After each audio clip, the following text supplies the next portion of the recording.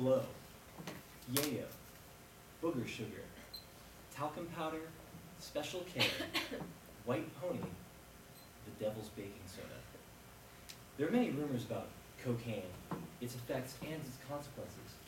And I would like to give you a brief overview of the drug and hopefully clear up any rumors or misconceptions that you may have. And just to clarify, if you want to hang out, are the first lyrics of the song Cocaine by Eric Clapton. That's Eric Clapton. So the coca leaf, containing about 0.1% pure cocaine, was officially reserved for Incan royalty. It was used by the natives for spiritual, medicinal, and nutritional purposes.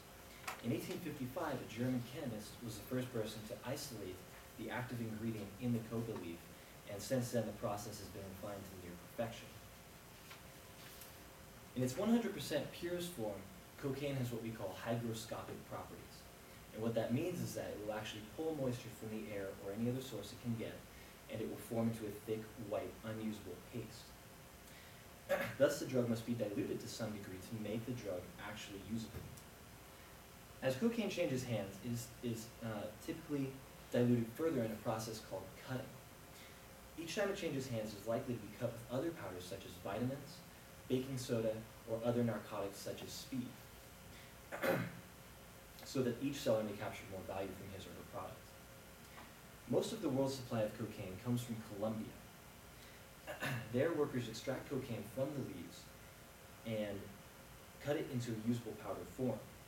After the cocaine is refined, it is sent in large quantities to Mexico, where it is prepared to be shipped over the border, over into the U.S. border, usually either by road into California or by plane or sea into Florida. As cocaine continues to change hands and move north, the potency of the drug decreases. A kilogram of pure cocaine in Colombia costs around $750. Because of the risks associated with bringing that drug into the U.S., the price, as you can see, jumps to $10,000 for the same amount of cocaine in California. The likelihood of that cocaine maintaining its purity at 100% is extremely unlikely. As the cocaine continues to move its way north, as you can see, the purity has decreased to about 60 to 50%, and the price has almost doubled to $18,000. It's important to note here that, particularly for Oregonians who choose to use cocaine, that the purity level of cocaine is extremely dangerous. There are many deaths associated every year with cocaine, not because of the cocaine itself, but because of the additional chemicals that are added to it along the way. Cocaine is typically purchased for personal use in grams or 8 balls.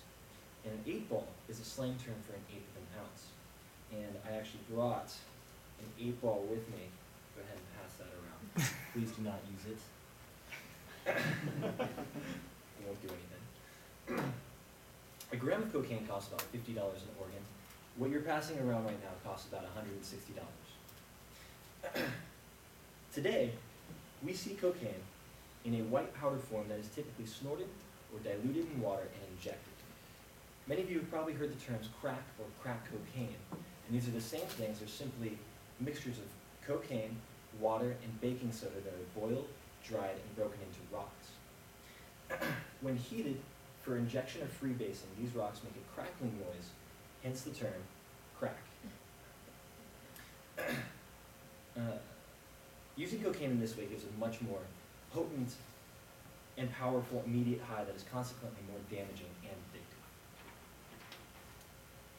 For 45 minutes to 2 hours after the use of cocaine, the user will feel increased sex drive, energy levels, self-confidence, and they may feel euphoric or even invincible.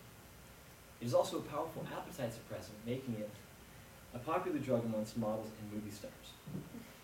The user will probably experience varying levels of numbness in the nose, sinus, and facial area if it is snorted.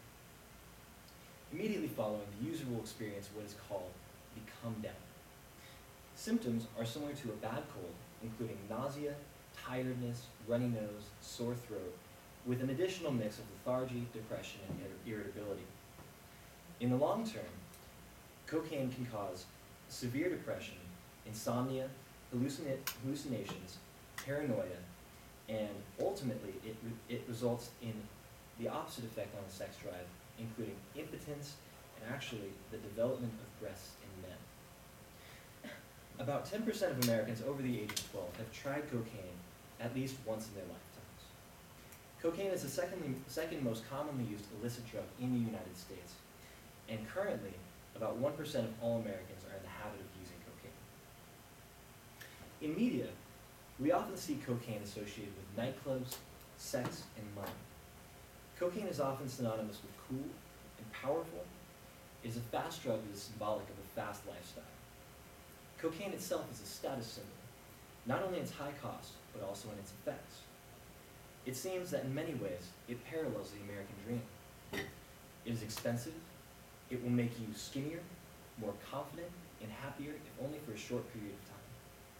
This is probably why Americans use 300 metric tons of cocaine every year.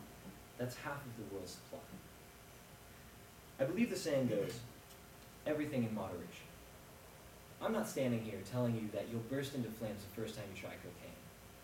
Frankly, you'll probably have a pretty good night. But what I do want to get across is that this is a powerful drug that is infamous for addicting rapidly. And it, like any other drug, should be treated with respect and a level of fear. In the words of the late, great Rick James, cocaine